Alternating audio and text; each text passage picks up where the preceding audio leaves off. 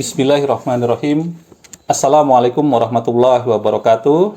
Salam sejahtera untuk kita semua. Perkenalkan, saya Robi Cahyadi, salah satu dosen tetap pada program studi teknik pertambangan batubara Politeknik Akamigas Palembang. Pada video kali ini, perkenankan saya menjelaskan kegiatan yang telah saya lakukan, terutama di bidang pengajaran dalam rangka pernyataan diri dosen dalam unjuk kerja Tridharma Perguruan Tinggi atau PDDUKT PT sebagai salah satu syarat dalam proses pengajuan sertifikasi dosen gelombang pertama tahun 2026 yang diselenggarakan oleh Kementerian Pendidikan Tinggi, Sains, dan Teknologi. Sebagai bentuk tanggung jawab saya sebagai dosen untuk memberikan sedikit kontribusi dalam proses perkembangan dan kemajuan pendidikan di Indonesia, maka video ini saya buat sebagai salah satu bukti nyata dalam rangka memajukan pendidikan tinggi di Indonesia. Sebagai salah satu lulusan teknik pertambangan dari salah satu perguruan tinggi di Indonesia, saat ini saya diamanahkan untuk mengampu mata kuliah praktikum ilmu ukur tambang yang memiliki bobot 3 SKS yang diajarkan secara praktikum pada semester keempat. Kegiatan perkuliahan ini saya laksanakan dengan konsep DIA, yaitu Delivery, Interaction, dan juga Assessment, agar mahasiswa yang saya ajar dapat berpikir secara kreatif dan juga kritis. Sehingga dalam pelaksanaan perkuliahan, mereka dapat menyelesaikan berbagai permasalahan, khususnya dalam kegiatan pertambangan batubara, terutama permasalahan pengukuran lahan penambangan. Praktikum ilmu ukur tambang ini merupakan mata kuliah wajib dalam bidang pertambangan batubara yang membahas tentang pengenalan dan penggunaan peralatan pengukuran tambang, perhitungan koordinat, jarak dan sudut pengukuran, pengukuran luas area dan volume tanah serta batuan, kemudian pengelolaan data hasil pengukuran menggunakan hardware dan juga software yang ada untuk selanjutnya disajikan dalam bentuk peta. Kemampuan yang diharapkan setelah mahasiswa mengikuti perkuliahan ini yaitu mahasiswa mampu menjelaskan konsep dasar ilmu ukur tambang pada kegiatan pertambangan.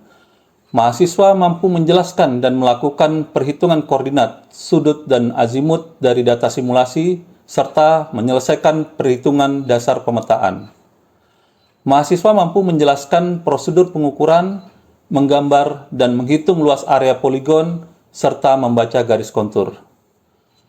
Mahasiswa mampu menjelaskan dan mengidentifikasi berbagai jenis alat ukur pertambangan serta mencoba instrumen pengukuran dasar pada alat ukur, baik fungsi dan bagian alat ukur. Mampu menjelaskan prosedur teknik pengukuran, setting alat ukur, dan mempraktekkan SOP pengukuran di lapangan. Mampu menjelaskan dan mengonversi data mentah lapangan menjadi data siap olah, serta menyajikannya dalam bentuk tabel data hasil pengukuran. Mahasiswa mampu menjelaskan pengolahan data, memasukkan data titik koordinat, mengimpor dan memproses data pada software. Mahasiswa mampu menjelaskan dan mengoperasikan total station secara komprehensif. Kemudian mahasiswa mampu menjelaskan dan melakukan kegiatan pengukuran di lapangan. Kemudian mahasiswa mampu menjelaskan, menginterpretasi, dan memvisualisasi data total station menjadi produk peta awal, serta menghasilkan model permukaan 3 dimensi dan juga kontur 2 dimensi. Adapun komponen penilaian mata kuliah praktikum ilmu ukur tambang meliputi yang pertama adalah kehadiran peserta didik dengan bobot nilai 15%, kemudian juga aktivitas partisipatif dengan bobot 5%, kemudian penugasan 10%, kemudian ujian tengah semester pada pertemuan ke-8 sebanyak 30%, dan juga ujian akhir semester pada pertemuan ke-16 sebanyak 40%, sehingga memberikan total bobot nilai dari yang ada sebesar 100%. Selanjutnya berikut video pembelajaran yang akan saya bawakan di ruang kelas. Baik, Assalamualaikum warahmatullahi wabarakatuh. Waalaikumsalam warahmatullahi wabarakatuh. Siapkan. Silakan Anton, pimpin. Gurunya duduk siap. Marilah teman-teman, sebelum mengawali mata kuliah pada siang hari ini, alangkah baiknya kita berdoa menurut agama dan kepercayaan masing-masing. Berdoa, mulai. Berdoa usai. Beri salam. Assalamualaikum warahmatullahi wabarakatuh. Assalamualaikum warahmatullahi wabarakatuh. Baik, saudara-saudara apa kabar? Alhamdulillah. Ya, oke. Kita akan lanjutkan ya pertemuan mata kuliah praktikum ilmu ukur tambang. Ya, kita masih kegiatannya masih simulasi perhitungan. Ya, kita belum menggunakan peralatan. Nanti di pertemuan selanjutnya kita akan menggunakan peralatan. Ya. Kemarin kita sudah membahas tentang pengantar ya ilmu ukur tambang, gitu ya. Nah, dalam pengukuran lahan ya atau khusus tambang termasuk tambang ya. Ya kemarin Bapak sudah sampaikan bahwasanya ilmu ukur tambang itu sama seperti kita belajar ilmu ukur tanah gitu ya. Yang penerapannya dipakai untuk mengukur di area penambangan ya. Seperti itu. Jadi kemarin Bapak juga sudah sampaikan ya literatur yang bisa yang kita pakai itu juga sama dengan literatur ilmu ukur tanah. Ya, jadi mungkin barangkali kita susah gitu ya untuk mendapatkan literatur yang ilmu ukur tambang gitu ya. Karena memang tadi ya terbatas bukunya ya. Tetapi tadi ilmu ukur tambang itu adalah sama seperti ilmu ukur tanah, hanya saja penerapannya dipakai di tambang. Gitu ya. Oke, kemarin kita sudah kalian sudah diperkenalkan ya, saudara-saudara sudah diperkenalkan bagaimana apa saja alat-alat yang dipakai untuk melakukan pengukuran ya, aktivitas pengukuran terutama untuk pengukuran di tambang ya. Ada yang masih ingat apa? Saya. Oke, ya, siapa? Link kan? Oke. Saya. Oke. Total station. Total station ada lagi? Ya. Oke. Teodolit Pak. Teodolit. Oke. Saya Pak. Ya. GPS geodet Pak. Oke, GPS genetik ya, itu yang baru ya, salah satu termasuk yang terakhir ya. Oke, baik. Sebelumnya, oh iya, saya lupa ya. Kita sebelumnya absen dulu ya.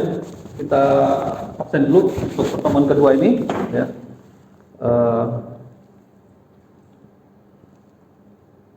Aditya Donatan ada? Jadi Pak. Oke, Wira Pratama. Hadir Pak. Kemudian Diko Julian, Saya. Ivan Prambodo, Hadir Pak. Dava, Hadir Pak. Diko. Oke. Baik ya, jumlah kita ada dari 30, ada 3 orang ya yang tidak bisa bersama kita. Ya. Oke, baik kita lanjutkan ya.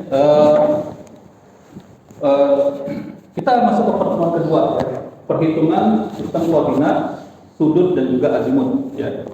Jadi kita nanti di pertemuan kedua ini akan membahas tentang koordinat ya dalam ilmu ukur tambang khususnya gitu ya. Kemudian juga sudut dan juga azimut gitu ya. Oke, nah ini tujuan perkuliahannya ya saudara-saudara ya. Harapan Bapak ya pada perkuliahan kali ini nanti Anda bisa menghitung gitu ya, mampu menghitung koordinat ya, kemudian juga sudut ya dan juga azimut.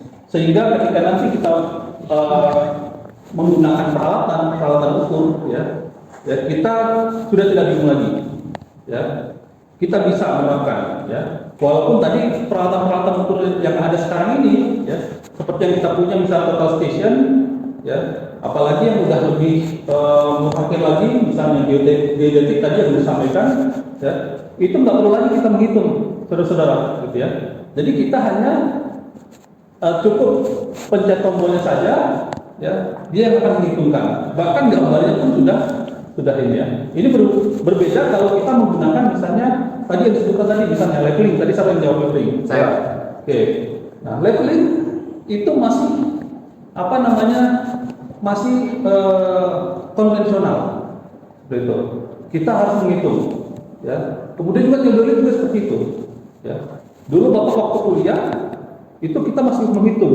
Kita misalnya mengukur dari sini ya kita mengukur di tempat di sana misalnya, ya, maka di sana itu berapa itu harus kita hitung, ya. Tetapi ketika kita menggunakan total season misalnya, ya, seperti yang kita punya, ya, mengukur ke sana, ya, kita langsung tahu bukan hanya koordinat di sana, tetapi juga sudutnya dan juga bahkan jaraknya, ya. Jadi kita selain dapat koordinat, kita juga dapat jarak dan kita juga dapat sudutnya, gitu ya.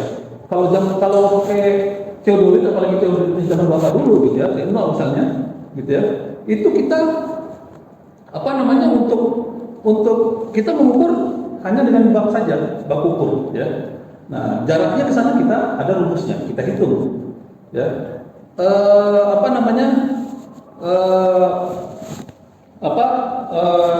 Sudutnya itu juga bisa kita lihat, memang ada di bacaannya, ya. Tetapi tadi merepotkan, ya.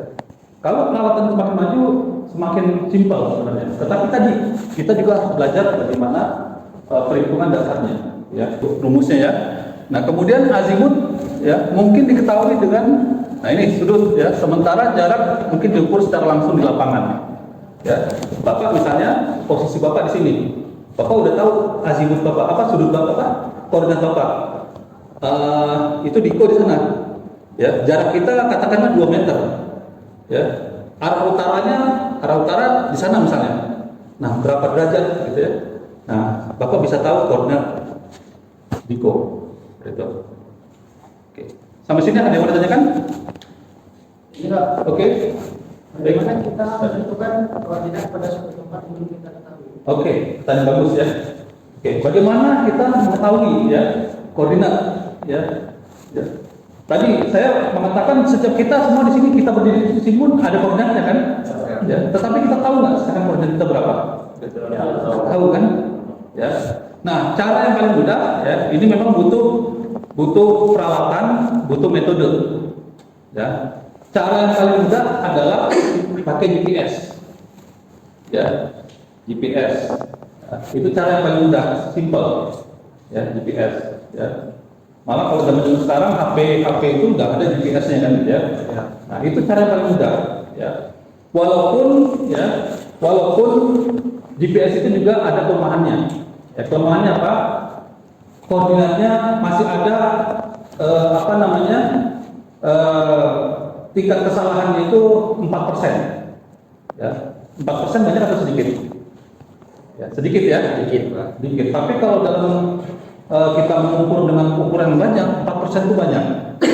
Ya, kalau 1 hektar itu berapa meter persegi? 10.000. Oke, 10.000, ya. Bayangkan kalau kita mengukur misalnya pakai GPS, ya, kita mengukur pakai GPS, ini anggaplah 1 hektar saja ini, ya. Di sini kita ukur koordinatnya, di sini kita ukur, di sini kita ukur, di sudut ini kita ukur, ya. Nah, tadi, ya, GPS tangan itu, ya, dia punya kesalahan 4%.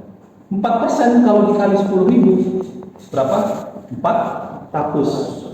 Nah, jadi ada potensi kita kehilangan tanah itu dari 10.000 itu potensinya 400 meter. Banyak atau sedikit 400 meter? Ya. Bisa bikin paling tidak 4 rumah tempat camping, ya. Jadi seperti itu. Ya, kalau dilihat angkanya kecil, ya. Nah, seperti itu, ya. Jadi memang tetap ada kesalahan, ya. Nah, yang paling ini adalah yang lebih mendekati tingkat ininya kecil, ya, itu adalah tadi dengan GPS geodesi. Ya, kita bisa men-tracking, gitu ya, memprogram suatu titik, ya. Nah, itu bisa kita dapatkan di datanya, ya. Jadi yang pertama itu kita pakai GPS yang paling mudah. Yang kedua, ya, kita bisa tadi, ya, di beberapa tempat itu sudah ada titik-titik yang dia sudah ada koordinatnya. Ya, contoh misalnya yang paling mudah misalnya di BPN. Di BPN itu ada tuh. Biasanya kalau untuk orang mengukur, ya, itu biasanya dia ngambil patokannya dari situ. Nah, itulah materi kita nanti, ya. Kita di praktikum ini kita akan menghitung, ya, menghitung koordinat. Ya. Gimana? Sudah siap? Ya. Ya. Oke, baik. Kita akan hitung koordinatnya, ya. Kita akan hitung koordinat. Oke. Oke, siapkan alat tulisnya, ya. Oke, kalkulatornya siapkan ya. Baik.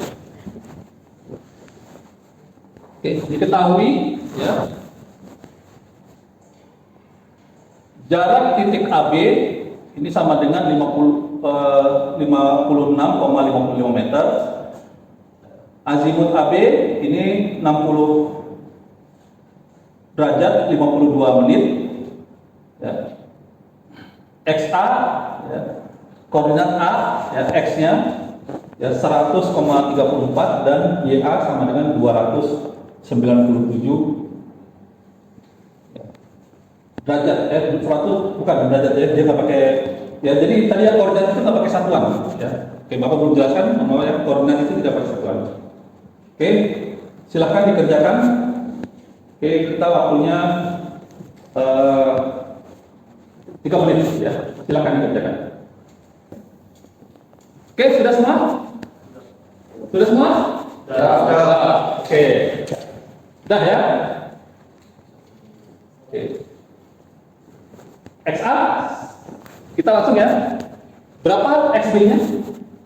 Ya, Ivan? Saya dapat 149,7. Oke, 100 XB sama dengan 149,7. Oke. Kemudian YB, siapa yang sudah selesai? Oke, ya, tadi 228,5. 228,5. Oke, baik. Kita cek ya hitungan. Ada yang dapat nilai yang lain? Ada? Ada Pak. Nggak ada. Oh, oke. Coba kita cek ya. Ya berarti kalau benar semua ya. Kalau salah, salah semua. Oke. Oke, ya simple ya rumusnya ya. Ini masih simple. Kita ya XA dikali BAB sin ya. Jangan ditukar nih. Ya sin ya sudut dari atau azimut AB ya 100,34 ya ditambah 56,55 ya. Ya ini kalau mau gampang hitungnya dalam kurung ya. Gitu. Ini dikalikan dulu ya. Sin ini kemudian dikalikan di sini. Jangan ini ditambah dulu baru dikalikan sin, nanti hasilnya berbeda. Ya. Oke, benar ya? 149,7. Oke. Lanjut. Ini tadi kan kita ada sumbu salib seperti ini ya. Ya, jadi ini kuadran 1, kuadran 2, kuadran 3, kuadran 4. Nah, contoh kalau misalnya AB ini ya, AB ini dia kalau kita tarik ya, ini kita anggap 0 di sini, maka dia AB ini adalah terletak di kuadran ketiga. Ya, jadi seperti itu. Jadi bisa aja nanti azimutnya misalnya contoh AB ke sini ya. Jadi kalau AB-nya di sini ya, berarti dia kuadran 4. Kalau AB-nya misalnya kayak gini ya. Kalau AB-nya misalnya misalnya kita ketemu titik A, titik B. AB-nya seperti ini kuadran 3. Kenapa kuadran 3? Karena dia kalau kita ini seperti ini. Nah, terletak di kuadran 3. Tapi kalau misalnya AB-nya seperti ini A, ini B, maka dia di kuadran berapa? Kuadran 1. Nah, ini kuadran 1, 2, 3, 4. Ya. Jadi seperti itu.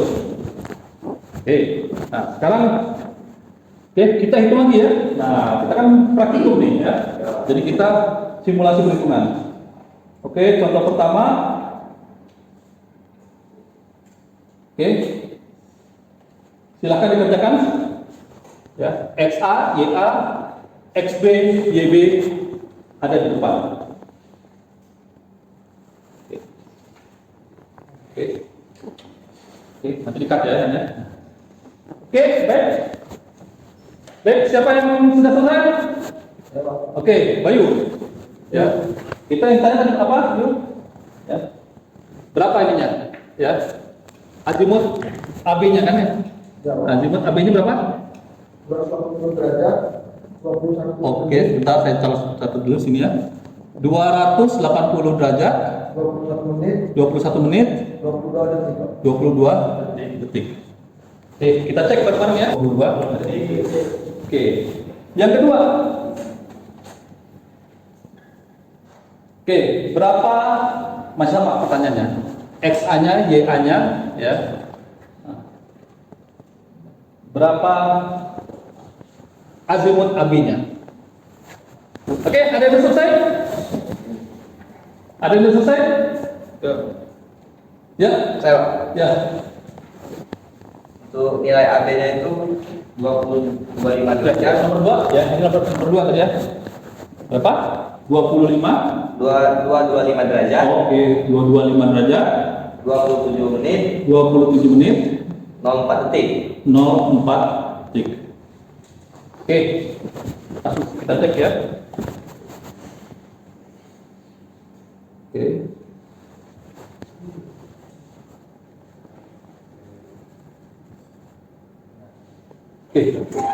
Oke ya, baik ya. Dia terletak di kuadran ketiga ya, kuadran 3 ya, 225, 27, 225 derajat, 27 menit, 4 detik.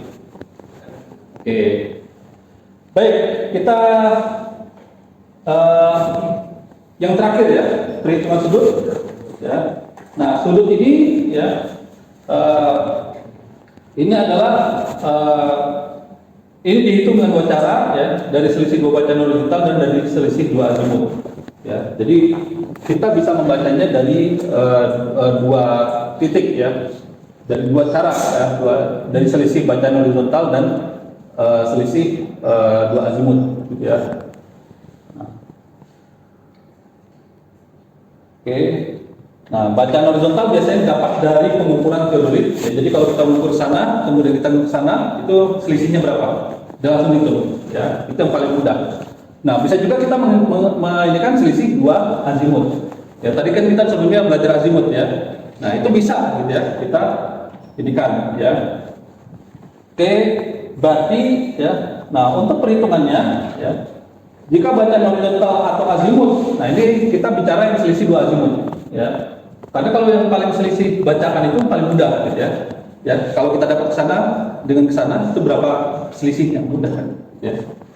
Nah, ini tinggal ini juga sama, ya. Ini azimut ada azimut OA dengan OB.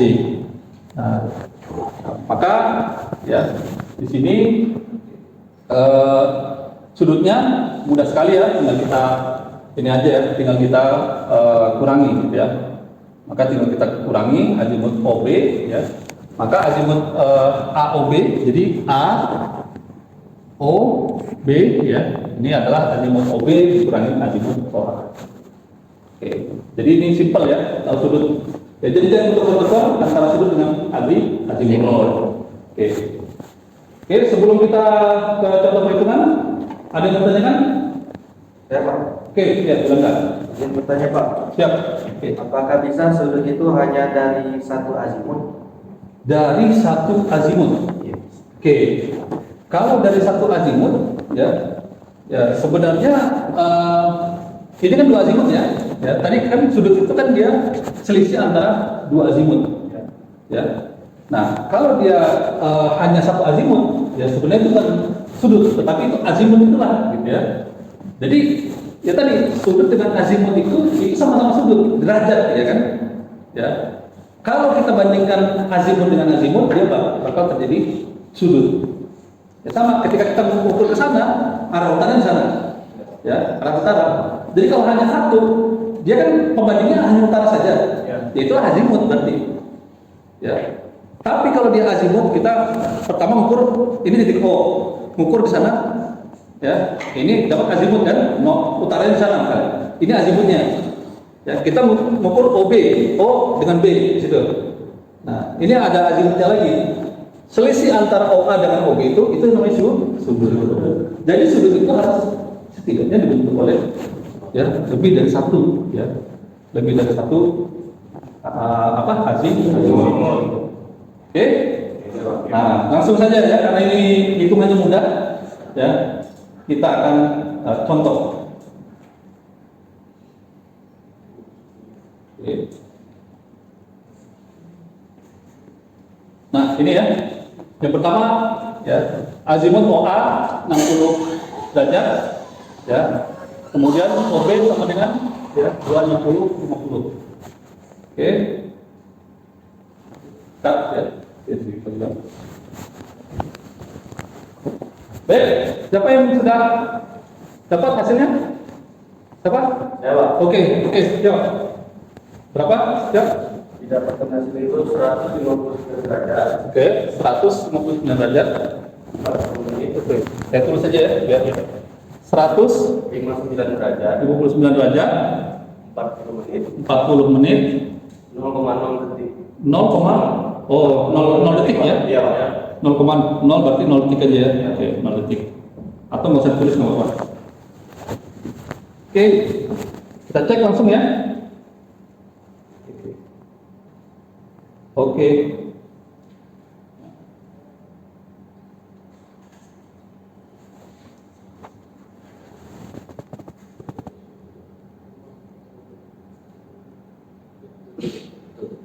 Oke, betul ya?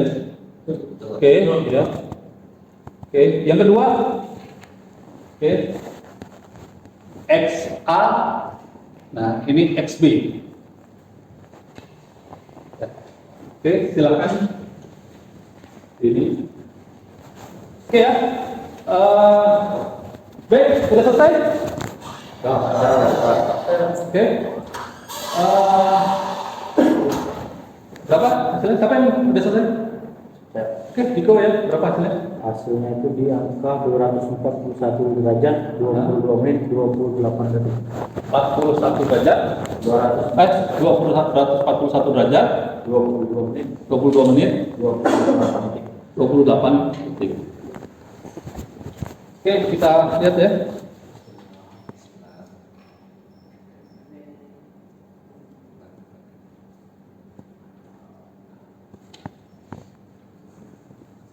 Oke, jadi ini dihitung dulu masing-masing ya. Dihitung dulu azimutnya, baru kemudian kita dapatkan ini ya. Nah, ini. Oke. Dapat ya? Dapat. Kita azimutnya. Ininya, pas sudutnya ya. Oke, baik ya. Untuk soal latihan ya, silakan nanti dikerjakan secara tim ya, secara mandiri Bapak ya. Nanti ini hasilnya ya. Silakan nanti Bapak akan share pada dantonnya. Mana dantonnya? Ya, oke, siap dantonnya ya. Tolong nanti share ada beberapa bentuk penugasan ya. Dan kita akan ketemu lagi ya pada pertemuan selanjutnya di pekan depan. Baik, sebelum Bapak tutup, ada yang mau ditanyakan lagi? Oke, cukup ya. Kalau tidak ada, ya, oke, silakan Danton untuk kita berdoa untuk. Seluruhnya siap gerak. Marilah kawan-kawan, sebelum mengakhiri mata kuliah pada siang hari ini, alangkah baiknya kita berdoa menurut agama dan kepercayaan masing-masing. Berdoa mulai. Doa selesai. Beri salam. Assalamualaikum warahmatullahi wabarakatuh. Demikianlah Bapak Ibu semua. Terima kasih atas perhatiannya. Semoga video ini dapat memberikan manfaat untuk kita semua. Jika ada kesalahan, saya mohon maaf, dan kepada Allah saya mohon ampun. Wabillahi taufiq walhidayah. Wassalamualaikum warahmatullahi wabarakatuh.